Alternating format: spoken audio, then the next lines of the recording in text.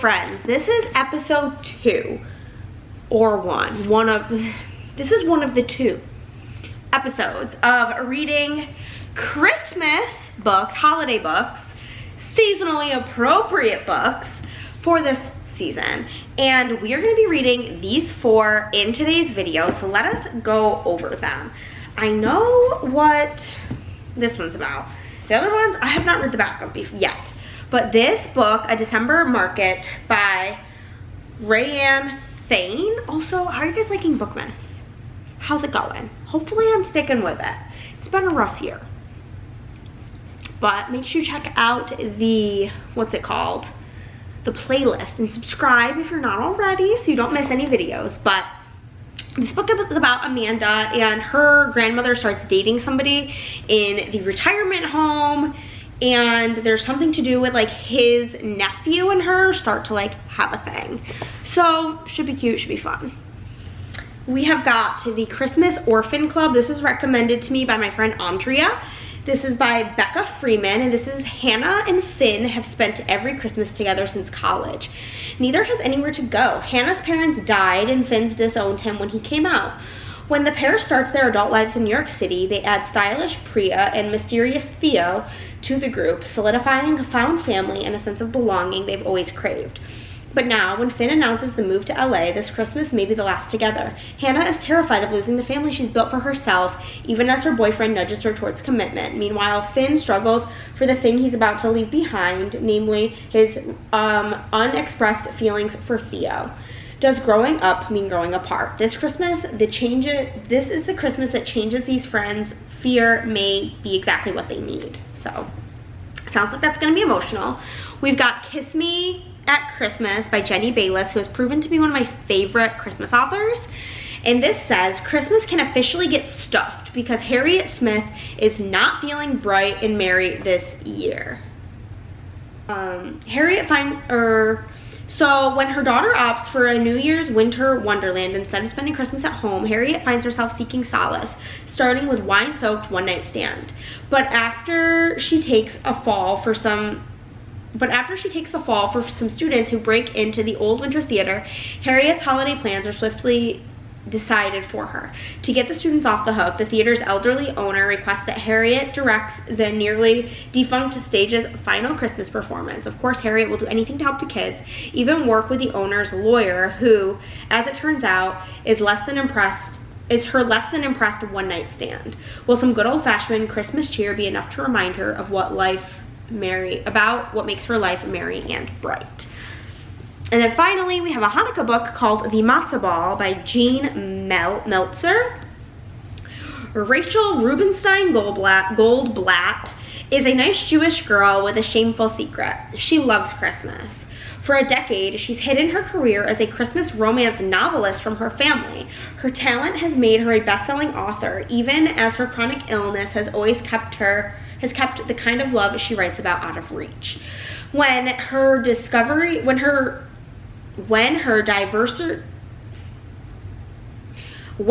diversity-conscious publisher insists she writes a Hanukkah romance, her well of inspiration suddenly runs dry. Hanukkah's not magical. It's not merry. It's not Christmas.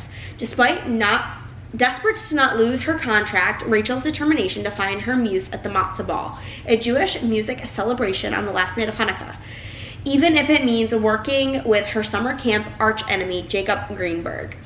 Though Rachel and Jacob haven't seen each other since they were kids, their grudge still glows brighter than the menorah. But as they spend more time together, Rachel finds herself drawn to Hanukkah and Jacob in a way she never expected. Maybe this holiday of lights will be the spark she needed to set her heart ablaze. So, we love to see it, and we're gonna jump right on into it. Okay guys, we are going to start this video with The Matzah Ball by Jean Meltzer. Literal reason being this, I think I have all of the books besides one for this video available on audio, but this one's due next. So, we're going to go with that. I hate shiny book covers like this. I think it makes the book look cheap, but I mean it kind of was. It was only $15.99 US, which is pretty cheap for a paperback, but we're going to jump into The Matzah Ball, and I will let you guys know how I'm feeling when I'm about halfway. So I know I just told you I was starting this. That is true. But I did want to also let you know that this is my next read that I'm going to be reading physical, which is also for this video. I have the other 3 books I already have the audio available for, so I figured we'd pick this one up next as my physical read, and this is Kiss Me at Christmas by Jenny Bayliss. Not really sure what it's about, but we will find out. I love Jenny. Her books all have gotten, that I've read, I think I've read 3 or 4 of them. They've all gotten 4 or 5 stars. My favorite is A Season of Second Chances, and I'm excited to get into another one. Okay guys, I'm not coming at you with a mid checkpoint because I listened to this whole thing straight through while I was working at my friend's business yesterday. So we're just here with a conclusion. So we read the Matzah Ball and I gave it 3 stars. This book is about our main character Rachel, and Rachel has chronic illness. I think it's called chronic fatigue syndrome. She was diagnosed, I believe, like in high school, early college time, and it's really impacted her. She talks a lot about it, and I think it's very important representation about how she has to almost like charge up her energy. If she has like a big day planned, she has to spend many a days before and after just resting to get through that one day. So that's kind of like a bit about her. She is also the rabbi's daughter, which has put a lot of pressure on her and not made her resent her Jewish heritage and the Jewish holidays, but she always feels like she has to put on a face, and like during their, like, forgive me for my ignorance, I think it's the temple, when they're at temple doing their like church type stuff, she always sits in the back because she's afraid that, like, because of her fatigue syndrome, she can't keep getting up and down and doing all these things, and people look at her bad and they talk about her because she's this rude rabbi's daughter. And so she has taken a love to Christmas. She loves Christmas and she thinks it's way more magical than Hanukkah, and she has a secret, like, successful career as like a best-selling Christmas author. So when it's time to renew her contract, they decide they don't want to renew it and they want her to write a Hanukkah story. She is kind of put off because she's like, Hanukkah's not magic. So she's forced to really like reflect on Hanukkah and all the beauty that comes with Hanukkah and the lighting of the candles and all the things. And so she's trying to think of inspiration for her book when she learns that there's this guy Jacob who's kind of like her enemy because they had a fling when they were 12 at summer camp, at like this Jewish summer camp, and he broke her heart, but little does she know she broke his. And when he comes into town, he is staying with her family for Shabbat, I believe, and they meet, they chat, and they kind of rekindle things, and she asks him for a ticket for the Matzah Ball, which he is this big, like, huge event planner, and he is kind of putting himself on the line by throwing this Matzah Ball because nobody really believes in it, but they believe in him as a person. So he has all these investors, and it's very important that he helps them make their money back. So he is trying his best, and the event is sold out, and he tells her, I don't have any more tickets, but you can volunteer, and all volunteers do get a ticket, and we do have some space left for volunteers. So she volunteers, and she doesn't tell him about her chronic fatigue syndrome because she doesn't want him to use it against her, discriminate against her, or not let her help. And so she is really like going through it because he's pulling all these pranks on her, because back at summer camp they pulled pranks on each other, and he thinks that this is like a good way to like rekindle their friendship, but really he's making life miserable for her. And there's a lot of like aspect about family and food and tradition, and I do think that was really, really great and really, really fun. I do think I learned a lot about Hanukkah in this book, but I did give it 3 stars because I read another book. I can't remember exactly what book it was, but I had the same thing where I'm like, oh, I think it was when I read, it was an Ashley Herring Blake sapphic romance, the Ramona Riley one. There was that one, and there was, oh my god, it's like she's running her dad's company. It's K.A. Tucker. It's a K.A. Tucker book. I don't remember. Say You Love Me. That's the one. And I gave that book 2 stars. But basically, it's like they met at summer camp when they are 12, and they are like big, huge grown-ups now, and we're still like holding on to stuff from when we were 12. And as somebody who's like, who just can't fathom that. I would be so over that. I'm just like, y'all, why are we still beefing? We were 12. So because of that, I gave it 3 stars because I did find that really irritating. But that's the update for this. I'll let you know when I read something else for this video. So, I told you guys I was going to read this physically. Evidently, I have the audio for it. So, we're going to go jump into the audio while I work. Let's go, baby!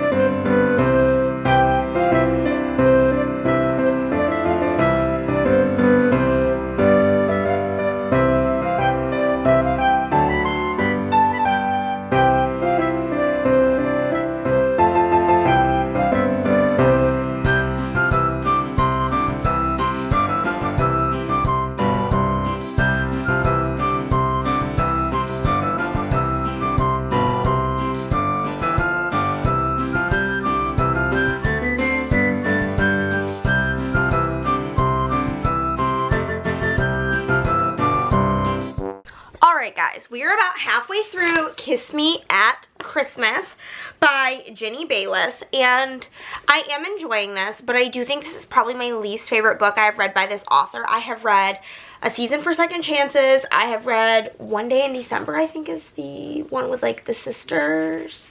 It's got like a black color. A December to Remember.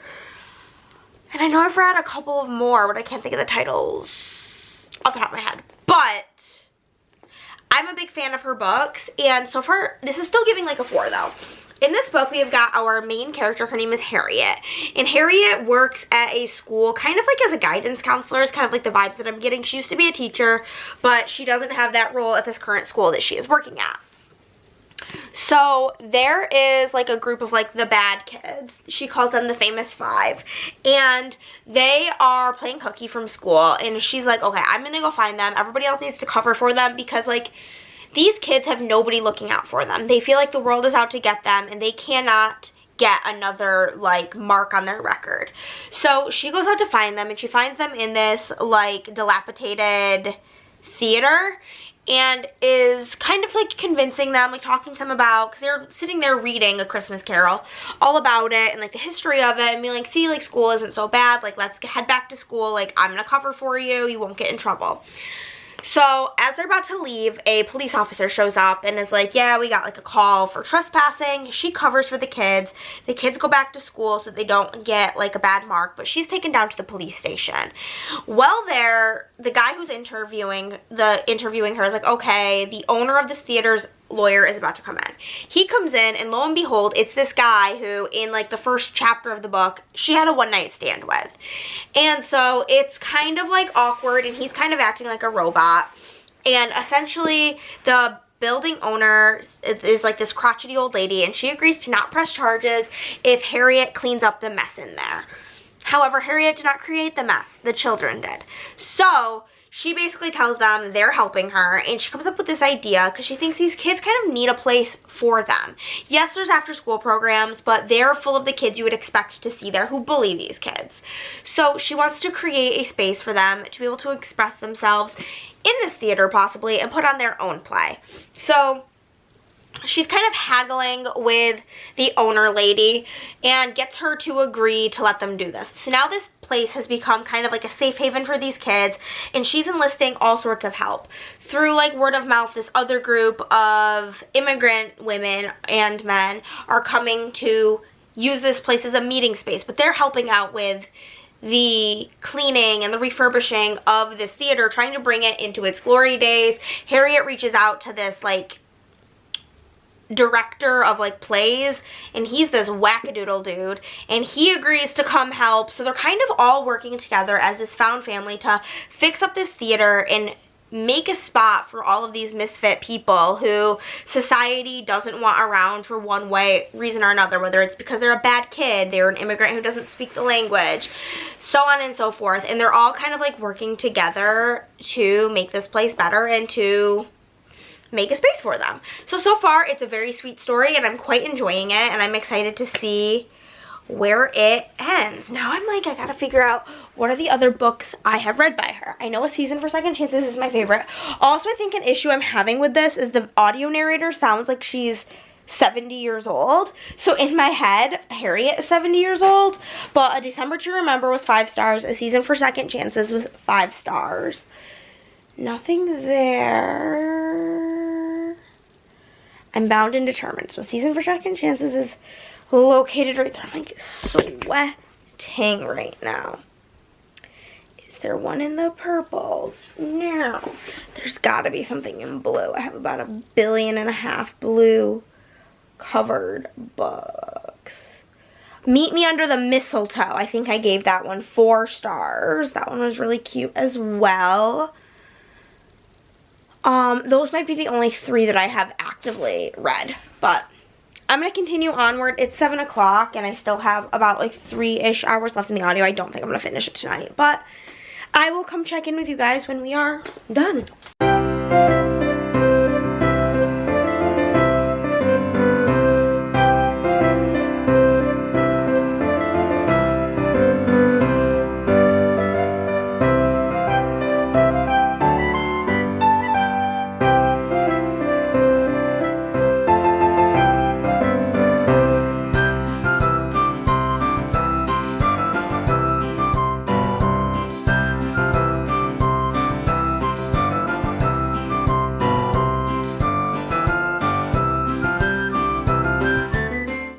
Okay guys, we have finished Kiss Me at Christmas, and I did in fact give this 4 stars.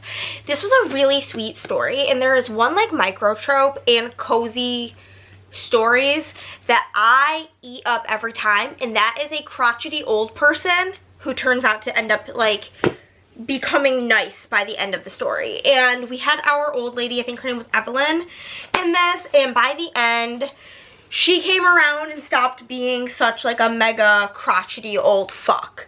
So honestly, I absolutely loved that. I loved getting to see Harriet's growth. There was a big the big overarching message of this story is something that like I think everybody could use, especially in the holiday time, that it's good to do things that are just for you. Harriet is kind of feeling like the empty nest syndrome. She is no longer with her baby's father. He is married, and she's actually best friends with him and his wife. They were like friends as kids. They got together, they had a kid, and it just didn't work out on a romantic level, but they co-parent beautifully, and like she is like an aunt to their children.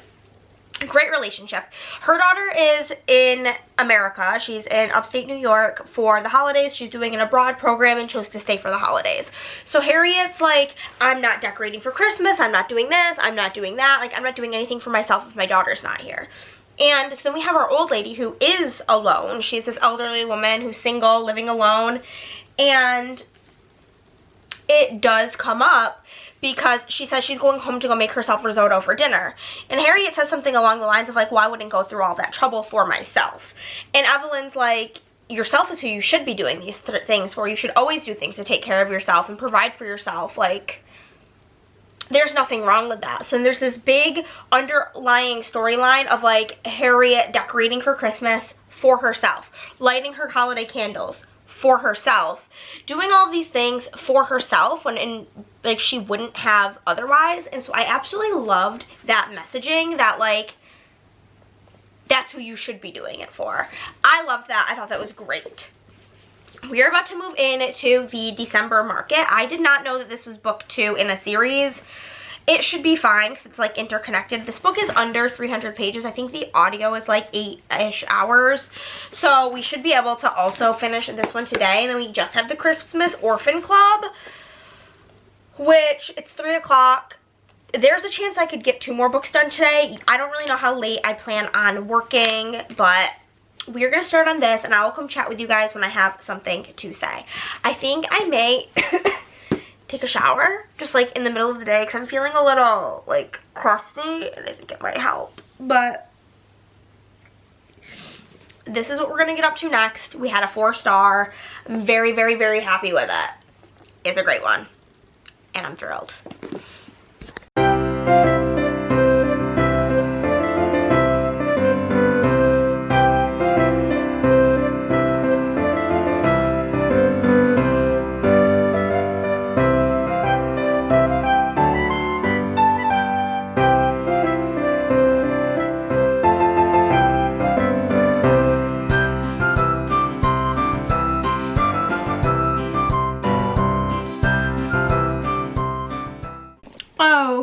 friends, we were about halfway through the December market. I didn't even look up who this book is about, but I'm very much convinced it's about our main character, Amanda's brother, just because of how much her brother and future sister-in-law are in the book. But in this book, we have got our girl, Amanda. She is a small business owner in this, like, town in Idaho, and she is big on helping out her grandmother. Her grandma just recently moved into assisted living. She has, like, some vision loss, and so she couldn't really live on her own anymore. Amanda's living in her house. Her mom lives in Florida with, like, her new husband, her stepchildren, and you learn pretty early on that Amanda was engaged to her best friend's brother, and she had called off the engagement, and then he ended up passing away, so she hasn't really seriously dated since then. Then we get into our male main character. His name is Rafe. He is a single dad, and he and his son live down the street from Amanda. He is a paramedic slash firefighter and a single dad. And right in the beginning of the book, Amanda trips over the son's little electric, what's it called? Like a RC car? I forget his son's name. But she trips over the, but anywho, so he has this son, and his son has to spend a lot of time in his grandparents' house because his dad's working quite a bit during the holidays. He has to either work Thanksgiving or Christmas, and this year he's working Thanksgiving. So a couple of days after Thanksgiving, it's the holiday season, and these women who own a yarn shop across the street, they're like these 70-year-old twins, they're trying to put up Christmas lights. They get stuck on their roof. The fire department gets called, and Rafe goes up on the roof, and he ends up falling off the ladder and breaking his arm. So he's told he has to kind of keep it low, like lay low the next couple of weeks until his arm heals, especially because he was hurt on the job. So he's kind of being forced to relax, and Amanda's kind of embarrassed because she's never like even really went over to welcome him and his son to the neighborhood. So now that he's injured, she takes it upon herself to go like pick up a bunch of meals for them, bring it over to the house so that they would have something there to eat and to like help like care for them while he is home with his son. Isaac. His name's Isaac. So Isaac and Rafe are also pretty friendly with Birdie because Birdie is in the same like retirement home as Rafe's grandfather, and there's kind of like a little side plot of like maybe they're dating, which I'm all for that. I want to see the grandma and grandpa get together because that would be really cute. But anywho, so she goes to like bring them food, and now they're just kind of like doing things for each other. He and the son came over to help shovel the driveway, and they're just like becoming friends. Where I'm at right now, there's this like weeks-long winter market, the December market, that she's kind of in charge of. It's very obvious that Amanda bites off way more than she can chew, and she has a lot on her plate, and kind of Rafe is really not down for just sitting around with his arm heals, so he is doing some like first aid work at the market, doing CPR, providing band-aids, that type of thing. So now they're kind of working together at this market, and they've smooched once. He was over at her house. Basically, they came over to help with the driveway. So they did that, and then she invited them in for Mickey Mouse pancakes and bacon, and then they had a little smooch. And he's like, oh my God, I'm sorry, that was an accident. And she was like, what, burning the bacon or kissing me? And he said both. And so now she's like, oh, okay. But he more so meant it in like, he shouldn't have kissed her without like a conversation. But she's taking it as, oh, he didn't want to kiss her. So that's where we are at so far. So far, so good. Can't complain. Right now it's feeling like a 3, but there's plenty of time for it to become a 4, but it's cute nonetheless. I do deeply apologize if you can hear the dishwasher, but let me just tell you, the dishes were looking crazy. They needed to be done. I am making myself a delectable dinner of buttered noodles. So I'm gonna make like a portion of this box of pasta, I suppose. I'm trying to decide if I want to do this or if I just want to go get something. I might just go get something. Scratch that because I'm feeling lazy. Very lazy at the moment. But I did want to let you guys know we did finish the December market, and I am going to land on a 3-star. There was this whole like side storyline, which I'm sure is like also in play in book 1, about like the town kind of like hating her and her family because her dad was a drunk and he got into a drunk driving accident and killed a bunch of people. And so the town has been kind of taking it out on her for all of these years. And so it was that storyline, but I just wish that it was explored more. I feel like this author tried to do a lot of things and touch on a lot of things where it almost seemed like everything was kind of half-baked. So I am going to give it 3 stars. It was cute. It was fine. But we are now, it is 7:30, going to move in to the Christmas Orphan Club, which, if I'm correct, is our final book for this video. So we had the Matzah Ball, Kiss Me at Christmas, the December Market, and then the Christmas Orphan Club. I took a picture of like which books go together for which video. Yes. So we're gonna move in to our final book.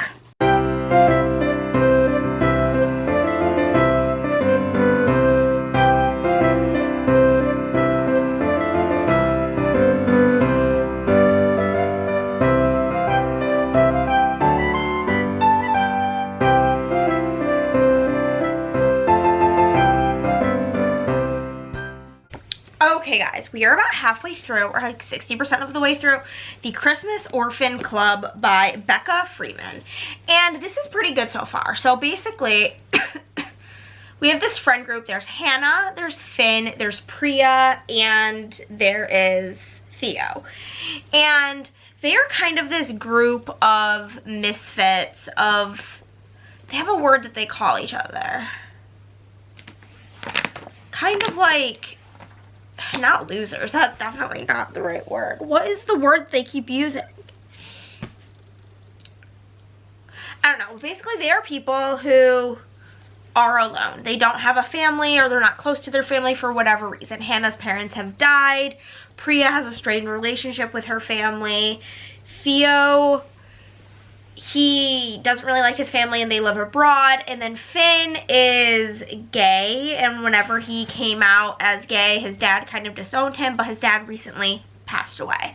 So they're this group, and Finn and Hannah became friends in college when they were both kind of alone on campus, had no family to go home to for Christmas. So through this, they've developed this friendship that they are each other's family and they get together for the holidays. And then Finn and Theo have like a drunken night together. They like make out.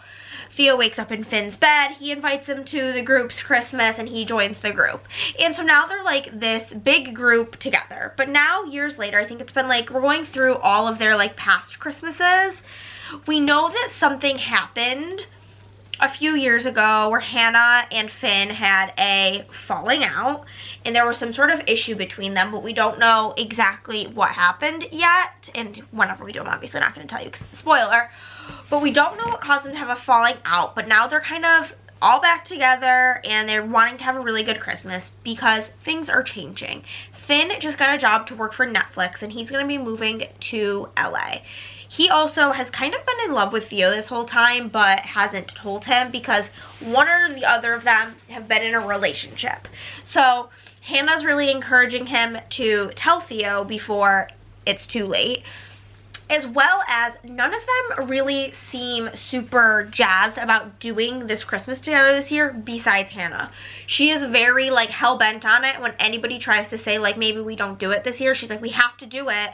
It's Finn's last Christmas. He's moving. And so it's this whole thing. Hannah's also in a serious relationship. She's been with her boyfriend for 2 years and he finally convinced her to spend Thanksgiving with his family.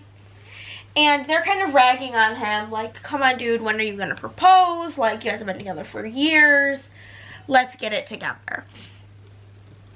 And so when he brings it up to talk to Hannah about it, she's kind of like, no, like, very caught off guard. She wants things to stay as they are, and she doesn't really want to get married for no reason, I feel, other than she's just kind of, like, afraid of that idea.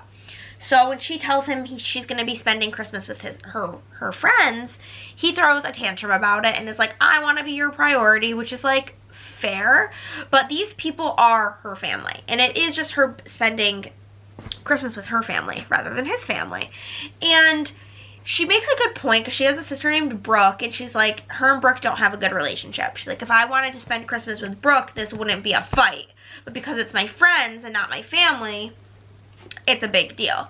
So they're kind of going through it on that regard. Priya wants to go to Bali for Christmas, and Theo's just like, things have been kind of weird ever since you and Finn had your falling out, and I don't really know exactly what happened. So where I'm at now, we're at, I think, Christmas 9, their 9th Christmas.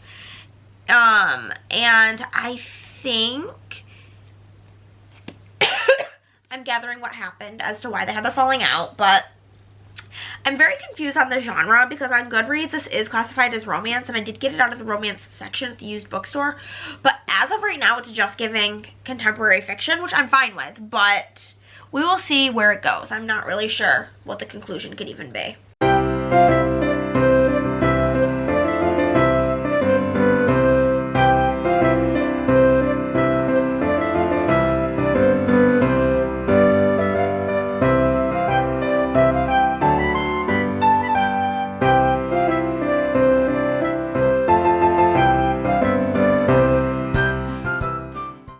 And we're done. We did it. We finished, which means we're at the end of this video.